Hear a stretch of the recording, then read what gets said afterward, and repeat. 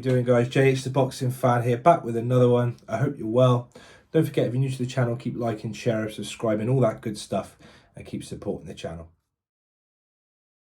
So 2 big blockbuster fights coming up this weekend on opposite sides of the pond. I'll be breaking them down, giving my reaction to it.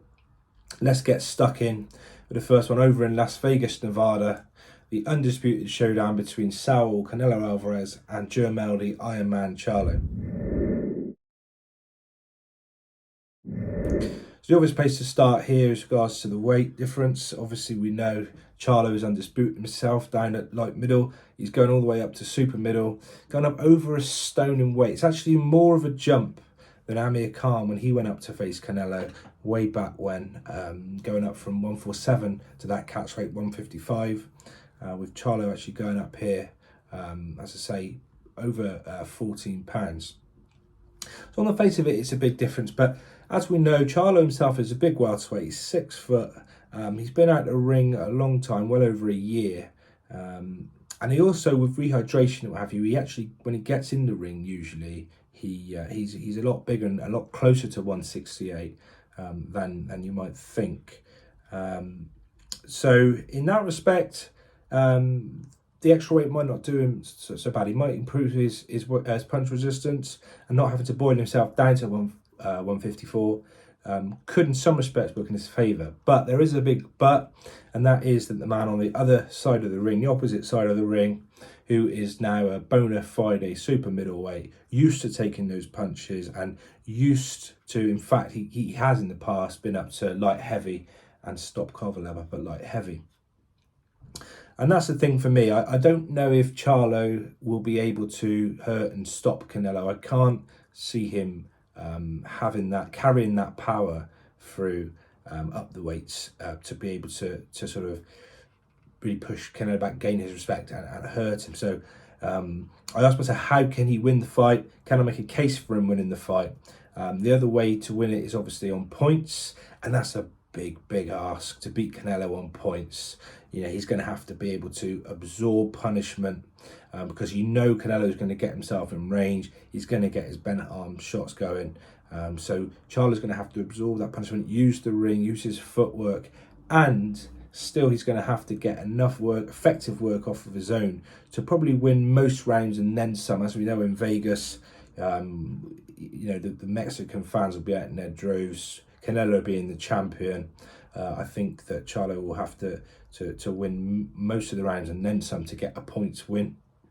We obviously saw Bivol do it so effectively when Canelo fought him up at light heavy, but the difference there, I mean, Bivol's defense in that fight was incredible, so disciplined with his tight guard, and in that fight, he clearly, you could see he hurt Canelo early in those early rounds. When Canelo was going back to his corner, you could see that he'd felt the power of those 1-2 combinations from Bivol. I'm just not sure Charlo will be able to do that. I think if Charlo can come forward like he would like to do, the way he normally fights, he's got that sort of explosive power. He likes to box on the front foot himself. And I actually think that he could end up walking into a shot or getting countered. And I can see Canelo winning this by stoppage within 6 rounds. And that would be my prediction. Where it gets interesting is if Charlo is still in there down the back stretch. If he's still in there late, having won some rounds himself, and Canelo has to sort of go looking for him and try something different, then it gets interesting, really interesting. But then when the weight factor comes in, and will Charlo, having that extra weight, start to feel the effects of that late on in the fight? I suspect he might if he's still in there. So really intriguing one. I'm looking forward to. I'll be tuning in for. And what a feat it would be if Charlo can pull this off to become undisputed at light middle and super middle. I think it goes down. It would have to go down as one of the great achievements in the modern era. And I'm really looking forward to it. Let me know your comments, your thoughts in the comments below, and still, and the new. Let me know who you got in this one. So guys, let's not forget a big showdown of our own on this side of the pond, up at cruiserweight. Our very own Jordan Thompson going in against Opetaia, the current IBF Ring Magazine champion. And this is, again, a really intriguing fight. On the face of it, we know Thompson's going up massively in class. He'd last been in with Luke Watkins, who he stopped. Luke Watkins, good fighter in his own right, no disrespect to Luke Watkins, but he's not world level. And now we're going to see what Jordan Thompson can do, how he fares when he goes in with world level opposition. A big, tall, rangy cruiserweight, good footwork for a man of his size, and he carries real power in his right hand. So make no mistake, if Jordan Thompson can land that right hand, he can stop most cruiserweights in the division. But it's a big if, especially against Opetaia. I think he's a slick operator, Opetaia, incredible footwork, boxes so well from that southpaw stance. And I suspect that he will be too slippery for Thompson to pin down. But Thompson believes he's full of confidence, new trainer in Tony Sims, and he's saying all the right things going into this one. He really believes that he can bring those belts back to the UK.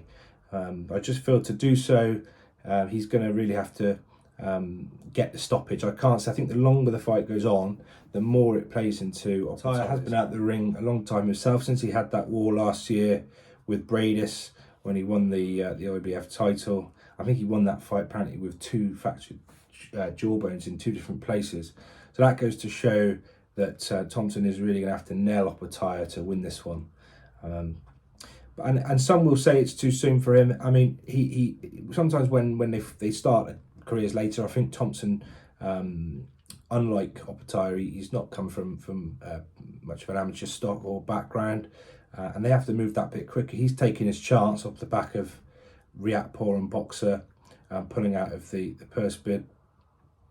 And I can see a situation where if it's a close fight, Thompson's stock can still rise. He might learn a lot from this one, and will no doubt be in big fights again going forward. So my heart is with him, but I feel like my head says Opetaia will have too much for him in this one, and I see a late stoppage for the Australian. So as far as I'm concerned, guys, both of these fights this weekend won't go the distance. I think we're going to see 2 stoppages inside the distance, and that should prove to be an exciting night of boxing. I'll be tuning in. If you're tuning in, I hope you enjoy the boxing. Don't forget to catch the reaction with me on Sunday. No better place to be when you're enjoying your Sunday dinner than here at JH the Boxing Fan. Thanks for